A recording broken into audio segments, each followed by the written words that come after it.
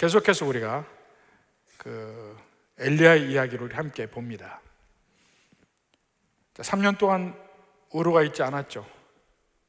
그런데 드디어 하나님께서 엘리야를 불러서 이스라엘에 비를 내리겠다고 이야기를 하십니다. 그때 엘리야가 나타나서 마침내 물을 찾아다니던 오바댜 앞에 나타납니다. 오바댜는 바로 아합의 최측근이지만 하나님을 경외하는 사람이고 여호와의 선지자 100명을 따로 숨겨놓고 살린 사람이잖아요. 그에게 나타나서 아합에게 알리라, 내가 여기 있다 하라. 오바댜하고 여러 얘기가 오가고 마침내 오바댜가 아합에게 이야기를 합니다. 16절에 그랬죠. 오바댜가 가서 아합을 만나 그에게 말하매 아합이 엘리야를 만나러 가다가 엘리야를 볼 때 그랬습니다. 아합이 엘리야를 만나는 과정은 사실은 엄밀한 의미로, 영적인 의미로 엘리야를 만나는 것이 아니고 하나님 앞에 나온 것이죠. 하나님의 사자 앞에 나간 것이니까 하나님께서 아합을 불러서 얘기를 하십니다. 과연 하나님이 부르셨을 때 하나님의 말씀을 대언하는 엘리야 앞에서 아합이 어떤 행동과 말을 하는지를 그 다음에 볼 수가 있습니다. 여기서 보면 아합이 지금 어떻게 하나님께로부터 떠나가 있는지, 아합과 함께한 이스라엘이 왜 지금 그러한 가뭄으로 고통을 받고 있는지 여러 가지면 우리가 함께 볼 수가 있는데, 아합이 그 엘리야를 만나서 첫 번째 말하는 이걸 보면 그 아합의 문제점, 아합의 현재 상태, 이걸 알아볼 수가 있습니다. 자, 17절에 보니까 뭐라 합니까? 엘리야를 볼 때에 아합이 그에게 이르되 이스라엘을 괴롭게 하는 자여 너냐? 이스라엘을 괴롭게 하는 자요. 아합이 지금 엘리야를 보고 이야기합니다. 이스라엘을 괴롭게 하는 자요. 사실 그는 세상적인 관점에서 보면, 하나님을 생각지 않고 일반적인 세상적인 관점에서 보면 그는 이스라엘을 번성한 나라로 만들려고 노력을 많이 합니다. 그리고 자기도 강한 국가의 왕이 되기 위해서 노력을 하는 걸 볼 수가 있습니다. 그러다가 그의 여러 정책 중에 어떻게 하면 이스라엘을 강한 나라로 만들 것인가 생각을 하다가 이제 결국은 이방 나라와 서로 교류를 하게 되고, 그러다 보니까 페니키아와도 함께 하게 되고 두로와 시돈과도 같이 하게 되고 그들이 믿는 신앙, 바알 신앙도 받아들이게 됩니다. 근데 그 아합 왕의 입장에서 보면 그게 하나도 나쁜 게 아니에요. 두로와 시돈은 그 당시 강성한 나라입니다. 이스라엘보다 더 강한 그 번성한 면이 있어요. 해상 왕국으로서. 그러니까 그 번성한 나라를 보고 그들을 따라하기를 원하는 거예요. 근데 가만히 보니까 그들이 바알을 섬기고 있어요. 우리도 그들의 신을 받아들이면 우리도 번성하지 않을까? 이 생각을 하는 겁니다. 주변을 보고. 그래서 바알을 믿는 그 신앙, 아세라 신을 믿는 신앙, 이것들을 받아들여서 이스라엘을 번성하게 하기 위해서 노력을 했고, 자기도 강성한 나라의 왕이 되기 위해서 노력을 하는데 갑자기 엘리야라는 사람이 나타나서 이 나라를 엉망으로 만든 거예요. 3년 동안 비를 내리지 않게 해서 이스라엘이 갑자기 피폐해지고 핍절해지고 굶어 죽는 사람들이 생기고 번성한 나라가 완전히 쫄딱 망하고, 지금 온 세계가 역병 때문에 역병 몇 달 만에 엄청난 충격을 받는데, 그 비가 오지 않아서 3년 동안 비가 오지 않아서 생긴 그 충격은 이루 말할 수 없는 것이에요. 사실은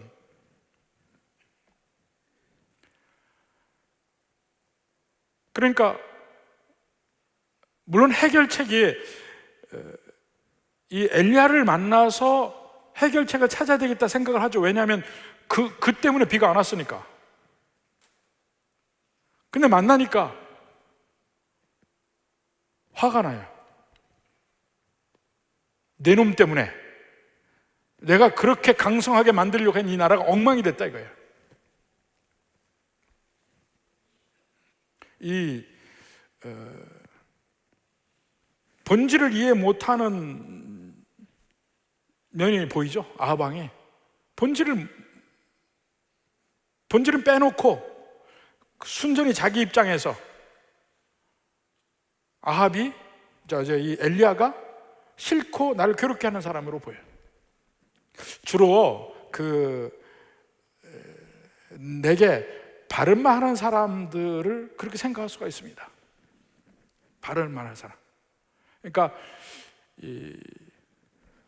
모든 나라도 그렇고 어떤 조직이든 리더가 있잖아요.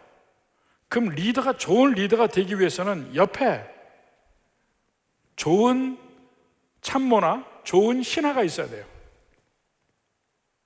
좋은 신하가.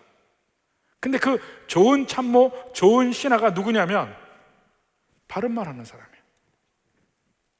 바른 말 하는 사람이 다른 관점을 보여줄 때 또한 좋은 리더, 좋은 왕은 그 면을 심사숙고해서 내가 가는 게 완전하지가 않으니까 그 부족한 면을 계속해서 보완할 수 있어야 됩니다. 이 역대 현명한 왕 중에 여러 왕들이 바로 옆에 그러한 이 참모들을 두고 있는 사람들이 많이 있습니다. 예를 들어서 한 나라의 무제 같은 사람은 옆에 위징이라는 신하가 있었습니다. 근데 그 위징이라는 신하는 처음부터 끝까지 하여튼 한무제가 싫어하는 말만 골라서 했어요. 그가 이야기할 때마다 한무제는 화가 나서 견딜 수 없을 지경이었어요. 그런데도 그의 말을 듣습니다. 귀를 기울이고 그를 옆에 두고 그러면서 그 위증이라는 사람이 옆에 있음으로 말미암아 그가 현명한 왕이 되는데 엄청난 일조를 하게 됩니다. 이런 식이에요. 어떠한 리더든지 마찬가지입니다. 근데 그 바른 말하는 사람이 있는 것을 오히려 즐거워하고 기뻐하고 이래야 되는데 아합은 정말 그 나라를 위하는 엘리야를 두고 나를 괴롭게 하는 사람 이렇게 생각을 했다는 거예요. 거꾸로 저도 우리 교회에서 리더이기도 하고 제 옆에 바른 말하는 사람들이 있지만 거꾸로 저도 여러분들에게 바른 말을 하게 되어 있습니다. 제가 설교하는 것도 마찬가지고 조언하는 것도 마찬가지고 그럴 때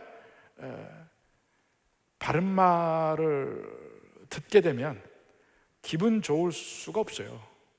기분 좋을 수가 없어요.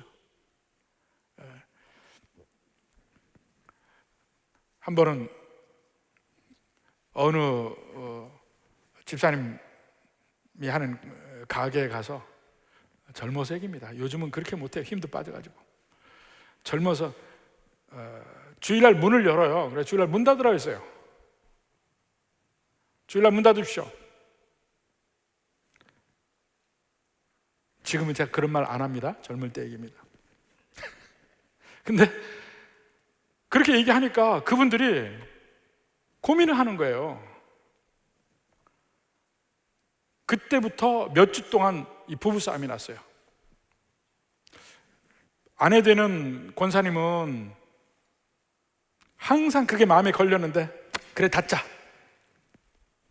남편 되는 집사님은 뭔 소리냐, 주일날이 평일에 두 배 매상이 나는데 무슨 소리냐 이러고 몇 주를 싸웠습니다. 싸우다가 이 부부들이요 대개 보니까 오래 싸우면 마누라가 이겨요. 짧게 싸울 때는 남편이 이기는 것 같은데 오래 싸우면 다 마누라가 이겨. 여자들이 훨씬 더 질긴 것 같아요. 여하튼 그 집이 그랬어요. 뭐 여러분 다 그렇다는 거 아닙니다. 그냥 그렇게 들어주세요. 그래서 문을 닫았습니다. 문을 닫으니까 정확하게 그 주일날 매출이 딱 떨어지는 거예요. 정확하게. 그러니까 그 몇 주 동안은 그 남편이 이제 아내를 두고 막 욕을 하는 겁니다. 너 때문에 우리가 문을 닫아서 가게가 이렇게 됐고 뭐. 근데 몇 주가 지나면서 손님들이 주일날 왔다가 문 닫으니까 못 사고 해요. 그래서 옆집에 가기도 하고 뭐 이렇게 하는데 점점 손님들이 적응하기 시작해. 저 집은 주일날 문 닫는다. 이게 적응이 되니까 하루 땡겨 오든지 하루 늦게 오든지 그렇게 하기 시작해요. 그러니까 한 서너 주 지나고 나니까 거의 한 달 만에 주일을 쉬는데 매출이 똑같아졌어요. 한 달 만에. 그래서 간증을 했습니다. 간증을 했는데 간증할 때 그러더라고요. 처음에 제가 주일날 문 닫으러 가서 부부싸움 몇 주 동안 하는데 그때 제가 그렇게 미울 수가 없더래. 왜 그런 말을 굳이 해가지고 왜 우리 집에 이렇게 풍파를 일으키고 골치 아프고 힘들게 하냐. 그런 얘기를 하더라고요. 그러니까 이 바른 말은 다 그런 것 같아요. 근데 결국은 나중에 그 뒤에 매출은 그전과 똑같고 하루는 쉬고 너무 잘 됐다는 걸 그 간증을 하는 걸 한번 들었습니다. 그런 간증을 지금도 또 할 수 있는 집들도 있곤 한데, 근데 아합은 전혀 그렇지가 않았어요. 이스라엘을 괴롭게 하는 자 너냐?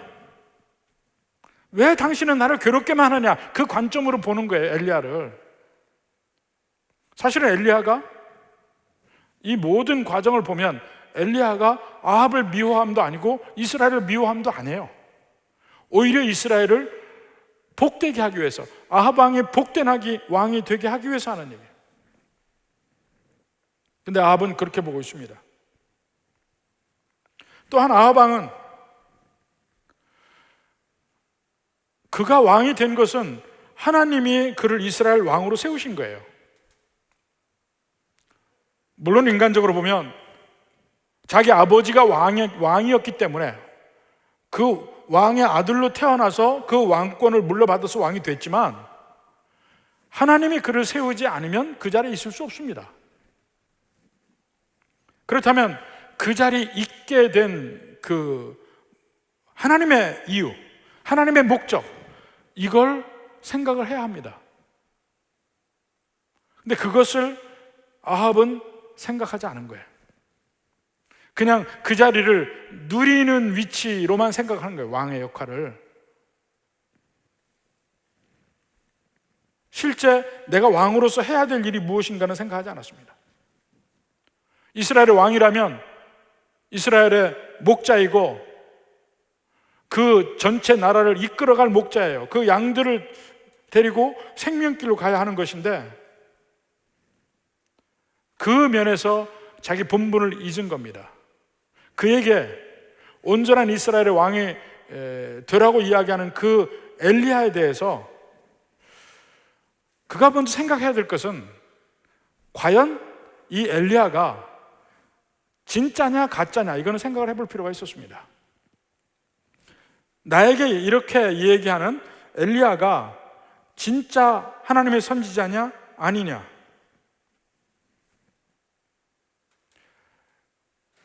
사실 성경에 보면, 신명기에 보면 거짓 선지자도 기적을 일으킬 수 있었어요.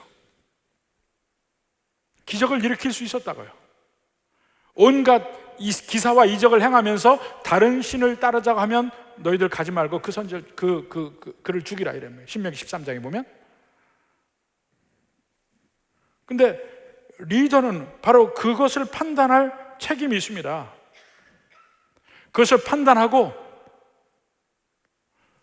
무엇이 참된 길, 이스라엘의 생명의 길인지를 알려고 노력해서 그 길을 가야 하는데 그 본분을 잊은 거죠. 분명히 이스라엘을 괴롭게 하는 자라는 말 속에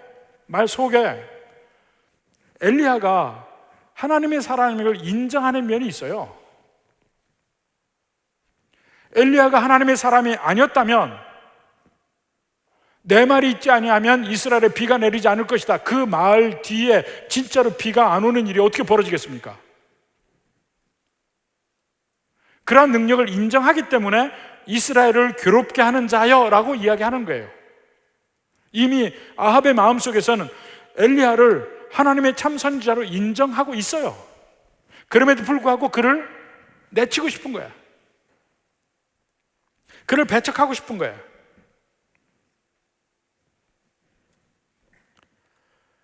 이런 일은 신약에도 일어납니다. 이 공회, 산헤드린이죠. 산헤드린의 공회원들이 또 대제사장들이 자기들의 분분을 잊죠. 예수님이 오셨을 때 그들은 이스라엘의 종교 지도자들이에요. 온 이스라엘을 영적으로 이끌어 가야 될 사람들이에요. 그러니까 그들 앞에 혹시 어떤 사람이 나타나서 나는 하나님의 사람이라고 이야기할 때 그것을 분별해 주는 일을 그들이 제대로 했어야만 합니다. 그것이 그들의 의무이고 그들의 권리이기도 해요. 그 일을 해야만 해. 바로 그러한 면에서 이스라엘 백성들이 그들을 존중하고 그들을 세우는 겁니다. 그들은 예수님을 보았잖아요. 예수님이 기적을 행하는 거 다 봤어요. 그럼에도 불구하고 그 예수님을 인정하지 않고 그저 이스라엘을 괴롭게 하는 사람으로만 봤습니다. 아합도 엘리야를 인정해 하나님의 사람으로, 그 능력으로 비가 실제로 내리지 않았다는 걸 알기 때문에 엘리야가 오라 할 때 온 거예요. 비가 내려야 되니까. 그런데도 이스라엘을 괴롭게 하는 자여라고 이야기하거든요. 예수님이 온 갈릴리 다니면서 기사와 이적을 행했습니다. 또 심지어는 죽은 자도 살렸어요. 나사로를 살렸잖아요. 근데 나사로를 다시 살린 직후에 그때 공회에서 그 바리새인과 대제사장이 하는 말을 한번 보라 이겁니다. 요한복음 11장 47절. 이에 대제사장들과 바리새인들이 공회를 모으고, 이 공회는 이스라엘의 국회와 같은 공회, 산헤드린이에요. 공회를 모으고 이르되 이 사람이 많은 표적을 행하니 우리가 어떻게 하겠느냐. 이미 예수님이 많은 표적을 행하고 있는 것을 인정하고 있어요. 만일 그를 이대로 두면 모든 사람이 그를 믿을 것이요 그리고 로마인들이 와서 우리 땅과 민족을 빼앗아 가리라 하니. 예수님이 기사와 이적을 행하는 걸 알아요. 그러면 그것을 통해서 하나님이 보낸 사람이라고 인정해야 될 거 아니에요. 최소한 선지자로는 인정을 해야 될 거 아니에요. 그런데 그들이 두려워하는 것은 하나님이 보낸 선지자가 아니고 로마를 더 두려워하는 거예요. 하나님보다 로마 사람들이 더 힘이 있다고 생각하는 거예요. 많은 사람들이 그를 믿으면 밀란이 일어나고 그런 로마가 와서 완전히 우리를 다 멸망시킬 것이다. 49절 봅시다. 그 중에 한 사람, 그 해의 대제사장인 가야바가 그들에게 말하되 너희가 아무것도 알지 못하는도다. 한 사람의 백성을 위하여 죽어서 온 백성이 망하지 않게 되는 것이 너희에게 유익한 줄 생각하지 아니하는도다. 바로 여기에서부터 예수님을 죽일 생각이 태동되기 시작해요. 왜 그들이 예수님을 죽이려고 했느냐? 예수님이 표적을 행하고 예수님이 기적을 행하고 심지어는 죽은 자를 살리는 일까지 있어요. 수많은 사람들이 예수님에게 몰리고 하나님이 보낸 선지자, 바로 그 선지자 메시아인 것을 인정해요. 그들도 마음속엔 그걸 인정해요. 그런데 그들이 이해하고 있는 메시아는 로마보다는 약해요. 오히려 로마를 더 두려워하고 있어요. 결국 그들은 예수님을 죽이기로 하고 스스로 멸망의 길을 갑니다. 분명히 예수님의 기사와 이적, 표적 다 인정해요. 그런데 이스라엘을 괴롭게 하는 사람으로 보는 거예요.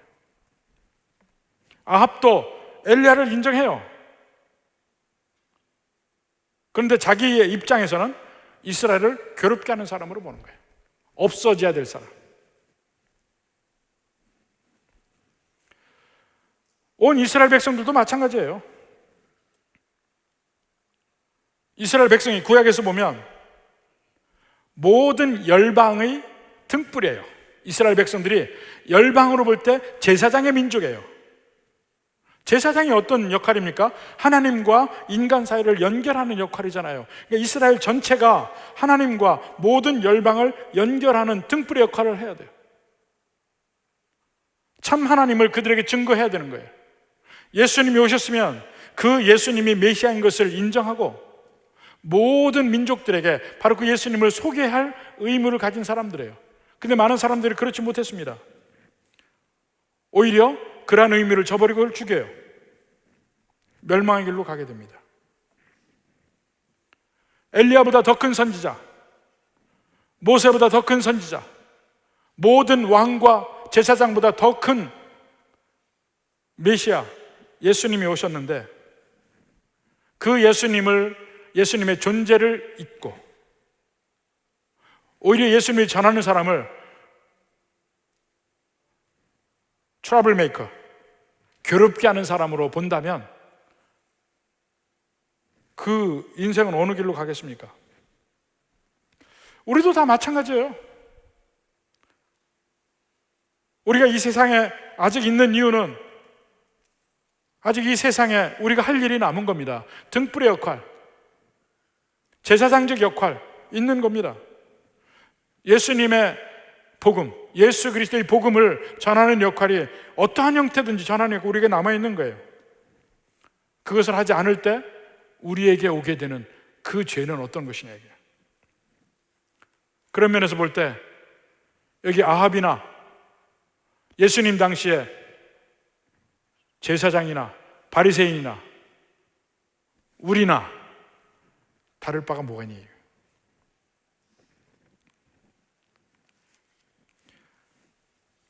하나님께서 세우셨는데 그 세움대로 행하지 않는 아합, 하나님께서 각자 우리의 위치대로 세웠습니다. 그대로 우리가 행하느냐 그렇지 않느냐, 온전히 우리의 위치에서 예수님을 증거하고 있는가 생각을 해봐야 되고 있습니다. 그 다음에 아합의 또 다른 문제는 뭐냐면 계속해서 양다리 걸쳤습니다. 아합이 양쪽에서 머뭇거리는 걸 느껴요. 한쪽에서는 자기의 아내인 이세벨이 모든 여호와의 선지자를 죽이고 막 그 바알 신앙을 온 이스라엘에 뿌리는데 그걸 용인하고 있고, 다른 한쪽에서는 여호와를 경외하고 있는 오바댜를 최측근으로 두고 있고, 오바댜라는 이름 자체가요 하나님의 종이란 뜻이에요. 에베드하고 여호와를 뜻은 야하고, 자기 아들 이름이 아하시야예요. 그 다음 왕 아하시야, 여호와 이름이 그 아들 이름에 들어가 있어요. 그러니까 여호와를 인정하는 그 면이 아합에게 있다고요.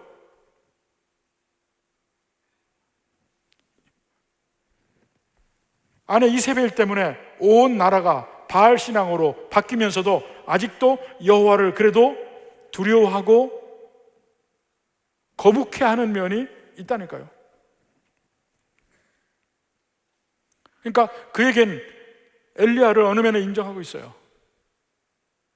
근데 결정적으로 그의 신앙의 선택의 순간입니다. 엘리야를 만나는 그 순간이 근데 그때 그의 본질이 드러나는 거예요. 이스라엘을 괴롭게 하는 자, 지금 엘리야를 그렇게 얘기합니다. 그러면서도 그의 말 속에는 하나님이 이스라엘을 통치하고 있다는 면이 은근히 들어있어요. 하나님이 이스라엘의 비를 멈추셨다, 이걸 인정하는 거예요. 근데 자기 아내인 이세벨이 다 믿으라고 한 바알 신이 어떤 신입니까? 비의 신이에요. 바알 신이 비의 신이에요.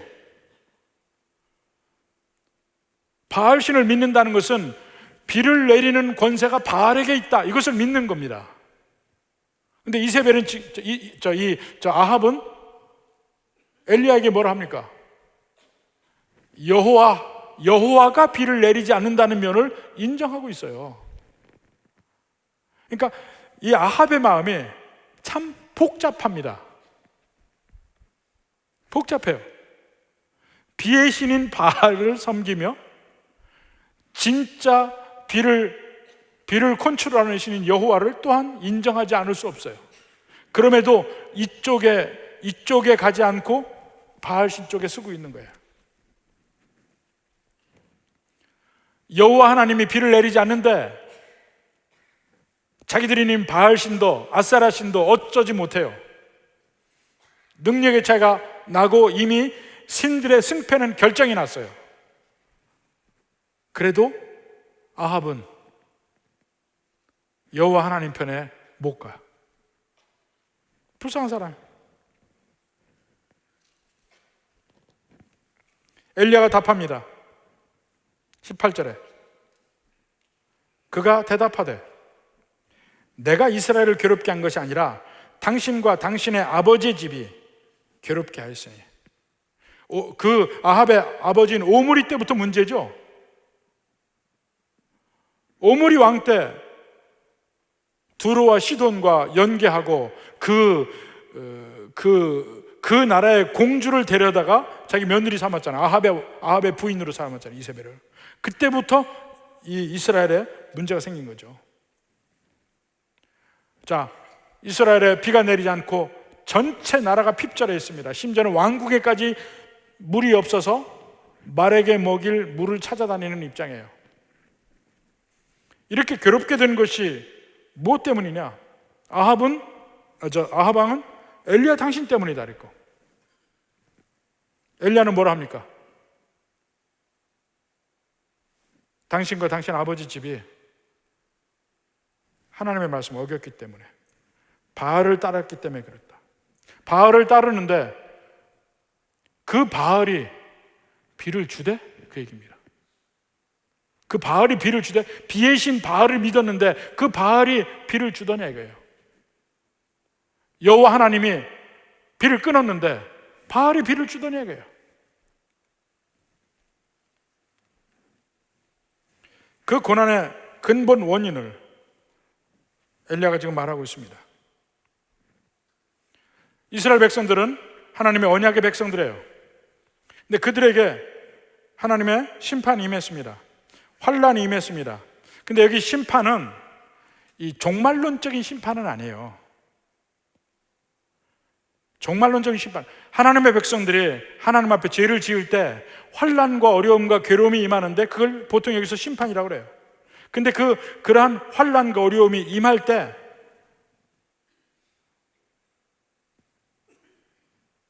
하나님의 백성들이 다시 정신을 차리고 하나님께 간다 이겁니다. 이스라엘에게 가뭄이 든 것은 일종의 심판인데 오히려 그러한 환란과 어려움이 이스라엘을 깨게 만들어요. 미몽에서 깨게 만들어요. 마치 예수님의 돌아온 탕자의 비유에서 보면 둘째 아들이 아버지의 유산을 미리 달라 해서 먼 나라 가서 탕진하고 자기 마음대로 살다가 가장 괴롭게 된 순간에 퍼뜩 미몽에서 깨어납니다. 내 아버지 집에 먹을 것이 많도다. 심지어는 내 아버지 집에 하인들조차도 먹을 것이 많은데 나는 여기서 이게 무슨 무슨 꼴인가? 그러니까 그 아들의 괴로움이 그를 깨우치게 만듭니다. 그러니까 그냥 벌이 아니에요. 사실은 이스라엘 백성들에게 임한 가뭄이 다시 이스라엘에게 복 주시려는 하나님의 계획 중에 하나인 거예요. 믿는 백성들이 계속 환난 중에 있다는 것은 어느 면에서는 한번 돌이켜 봐야 됩니다. 내게 뭔가, 하나님 앞에 문제가 뭔가, 오히려 그것이 하나님께서 나를 찾으시는 증거일 가능성이 많습니다. 오히려 나를 찾아요. 심지어는 잘못이 없는 중에서도 환난이 있을 때 하나님이 나를 더 하나님께 가까이 가게 하는 방편인 경우가 많습니다.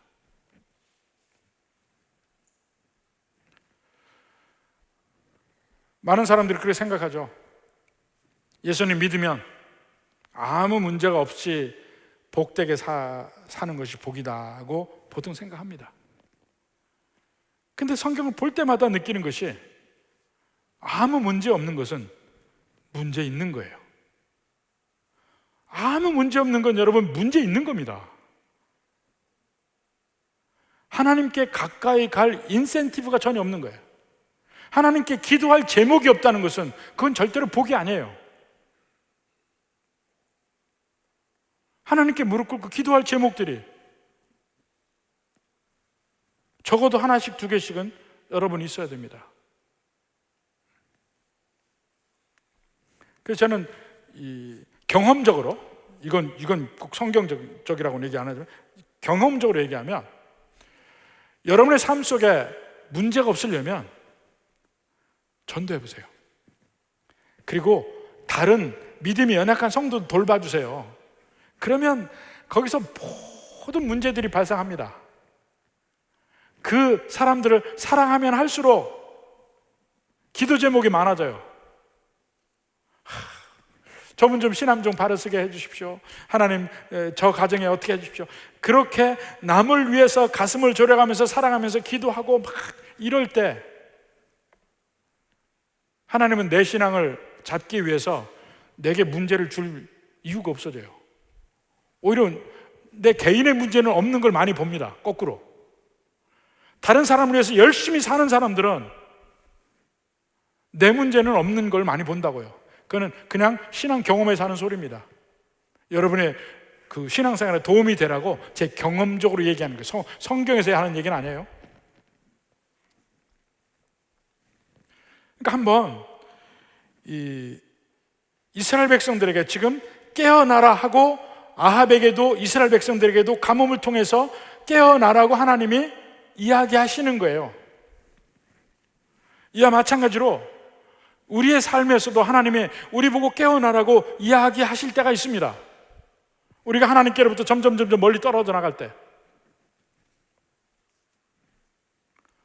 갑자기 내게 괴로움이 닥칠 때 괴로움이 닥치는 그 순간에 왜 하나님 나를 괴롭게 하십니까? 이렇게 하지 말고 아합처럼 그렇게 하지 말고 혹시 내가 하나님의 뜻에 무지한 게 있는가 그걸 생각해 봐야 돼. 하나님께서 지금 이걸 통해서 내게 하시는 말씀이 뭔가 있나 하고 고민하고 생각하고 묵상하고 기도해 보라 이겁니다. 그게 없다면 괴롭기만 하고 아합처럼 깨닫지 못하는 인생이 될 수가 있으니까. 왜 나를 괴롭게 하느냐 지금 묻잖아요, 엘리야에게. 이건 똑같이 여호와 하나님 왜 나를 괴롭게 합니까? 하고 말하는 거하고 똑같아요. 여러분의 삶에서도 괴로울 때 뭘 합니까? 하나님 왜 나를 괴롭히십니까? 그렇게 기도 안 합니까? 아합. 우리 서로 보고 얘기합시다. 아합 이렇게 얘기합시다. 서로 얼굴 쳐다보고 아합.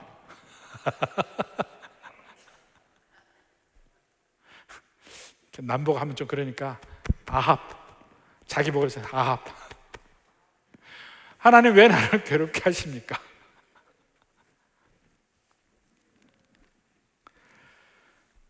하나님이 내게 주시는 메시지를 보려는 노력이 필요하고, 이 아합처럼 자기 왕의 위치에 있으면서도 내가 여기서 뭘 해야 되는지 그걸 깨닫지 못하고 있는 어리석음, 그 속에 우리는 빠지지 말자입니다. 하나님은 분명히 어느 면에서든지 여러분을 세우시고 그 위치에서 복을 주실 거예요. 그럼 왜 하나님은 내게 이러한 것을 주셨을까? 생각을 해보십시오. 그리고 세상과 하나님 사이에 왔다 갔다 머뭇거리지 말고 확실하게 하나님을 택하십시오. 드디어 그 면이 이제 보여지기 시작합니다. 여기 오늘 말씀은 전초전이에요. 엘리야가 아합에게 이야기합니다. 이 선지자들을 모으라. 19절 20절에 그러죠. 그런즉 사람을 보내 온 이스라엘과 이세벨의 상에서 먹는 바알의 선지자 450명과 아세라의 선지자 400명을 갈멜산으로 모아 내게로 나오게 하소서. 자, 이 고대 근동은 바알 신을 섬길 때 바알 신만 섬기는 게 아닙니다. 아세라도 섬깁니다. 다신교예요. 근데 바알과 아세라는 전에 제가 설명을 했습니다. 기억을 하실지 모르겠는데, 바알 신은 비의 신이에요. 아세라는 땅의 신이에요. 그래서 하늘에서 비가 내려야 땅에서 소산이 납니다. 그러니까 둘 다 풍요의 신이에요. 풍요의 신. 그러니까 두 신을 다 섬깁니다. 바알 신도 섬기고 아세라도 섬기고. 근데 그 선지자들이 있는 거예요. 450명, 400명 다 나오게 하라. 그러니까 아합이 이에 이스라엘의 모든 자손에게로 사람을 보내 선지자들을 갈멜산으로 모으니라. 자, 여기까지입니다. 이 사람들을 모아달라고 엘리야가 이야기할 때, 엘리야는 적어도 아합이 아무리 악한 왕이라 할지라도 하나님이 아합을 이스라엘의 왕으로 세우신 걸 인정해요. 그래서 그 왕을 통해서 그 바알의 선지자 450명, 아세라의 선지자 400명을 모으게 합니다. 선지자가 이야기해서 모으는 게 아니에요. 왕을 통해서 그 일을 하게 합니다. 하나님은 아합 왕을 구원한 거 아니에요. 아합 왕이 하나님을 믿은 거 아닙니다. 그렇지만 아합 왕을 그 자리에서 쓰십니다. 이것이 위임 권위예요. 그 사람이 그 자리에 있을 만한 자격이 있는가 없는가 그 문제가 아닙니다. 그 자리에 있게 했다면 그 위임 권위만은 인정을 해줘요. 가정에서 가장도 마찬가지고, 직장에서의 장도 마찬가지고, 선임자도 마찬가지고, 교회도 마찬가지고, 그걸 인정하는 겁니다. 아합도 그 왕의 역할을 인정합니다. 그래서 그가 그 일을 해요. 갈멜산으로 오라. 그 갈멜산은 결국 나중에 보면은 바알의 선지자 450명, 아세라의 선지자 400명이 죽는 자리예요. 심판의 자리예요. 또 다른 면에서는 그 자리가 이스라엘에게 다시 복을 회복하는 자리, 하나님과의 관계를 회복하는 자리예요. 그 갈멜산이 마치 골고다와 비슷해. 골고다는 심판의 자리야. 모든 인간의 죄를 심판하는 심판의 자리이면서 동시에 그 자리가 인간을 구원하는 구원의 자리예요. 다시 죄인이었던 인간이 하나님께로 돌아갈 수 있는 기회를 주는 자리. 그게 작은 그림으로는 엘리야와 갈멜산이고, 더 큰 그림으로는 골고다와 예수님이에요. 이 하나님께서는 언제나 이러한 방식으로 자기 백성들을 지키시고 자기 백성들을 복 주시고 하십니다. 사랑하시고 복 주시는데 심지어는 어떤 때는 환난과 어려움도 허락하셔요. 우리가 지금 주일날 야고보서를 보면서도 계속해서 나오지만 그것도 허락하셔요. 허락하시는데 이유가 있습니다. 오히려 더 하나님께 가까이 가게 하려는 바로 그런 이유. 그 하나님을 다시 한번 이 엘리야와 그 갈멜산에서 그러한 하나님을 다시 한번 만날 수 있기를 바랍니다. 바로 이러한 은혜가 환난 중에, 어려움 속에 있을 때 다시 한번 이 하나님을 생각하고 그 모든 어려움을 극복할 수 있는 여러분이 되기를 주님의 이름으로 축원합니다.